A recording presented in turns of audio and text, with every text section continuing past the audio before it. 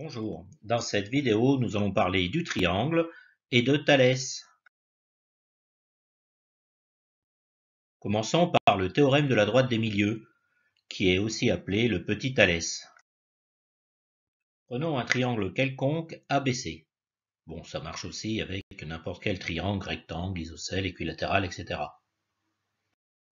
Si on prend le milieu du segment AB, si on prend le milieu du segment AC, et que l'on fait passer une droite, EF, alors cette droite est parallèle au troisième côté BC.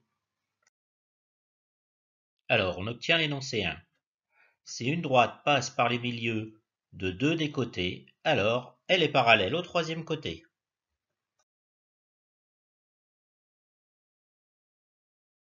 Prenons le milieu du segment AB. Par ce point, faisons passer une droite parallèle à BC. Alors cette droite passe aussi par le milieu de AC. Alors on obtient l'énoncé 2. Si une droite est parallèle à un côté, et si elle passe par le milieu d'un deuxième côté, alors elle passe aussi par le milieu du troisième côté.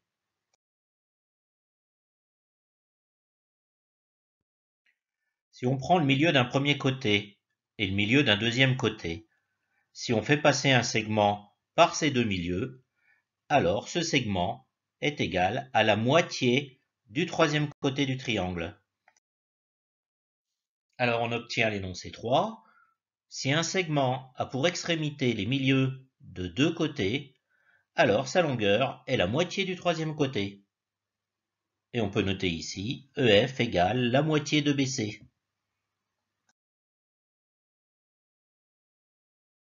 Le truc à retenir: tous les triangles peuvent être découpés en 4 petits triangles identiques. Ces petits triangles ont les mêmes angles que le grand triangle, mais leurs dimensions sont la moitié du grand triangle. Effectivement, le petit triangle du milieu est à l'envers. Voyons maintenant le théorème de Thalès.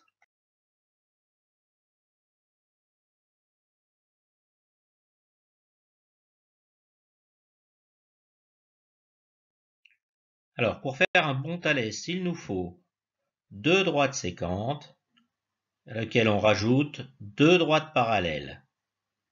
On obtient ainsi un grand triangle dans lequel est inscrit un plus petit triangle.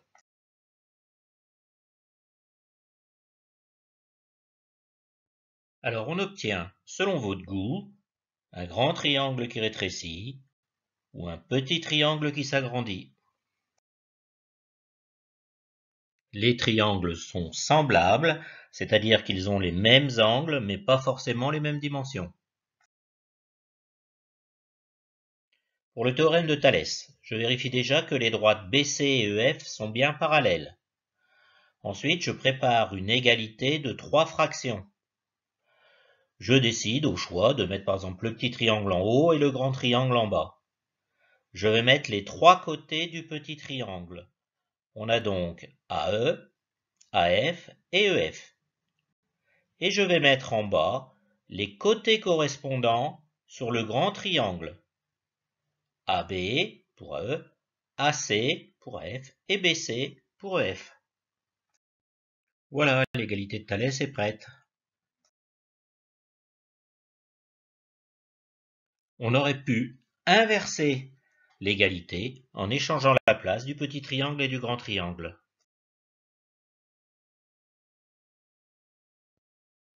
Remarque, si lors de la construction, les deux droites parallèles ne sont pas du même côté du point A, on se retrouve alors avec une configuration qu'on appelle papillon. On retrouve deux triangles semblables, le point E est resté sur la droite AB et le point F est resté sur la droite AC. On a la même égalité de Thalès. Voyons maintenant la réciproque du théorème de Thalès. Si les points A, E et B sont alignés, et si les points A, F et C sont alignés dans le même ordre, et si on a l'égalité de Thalès AE divisé par AB égale AF divisé par AC, alors les droites EF et BC sont parallèles.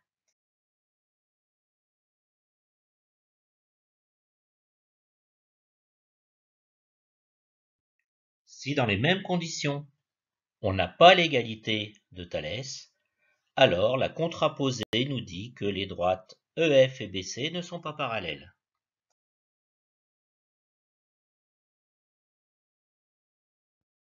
Pour les exercices qui suivent, mettre en pause le temps de la réflexion, idem pour avoir le temps de comprendre la correction.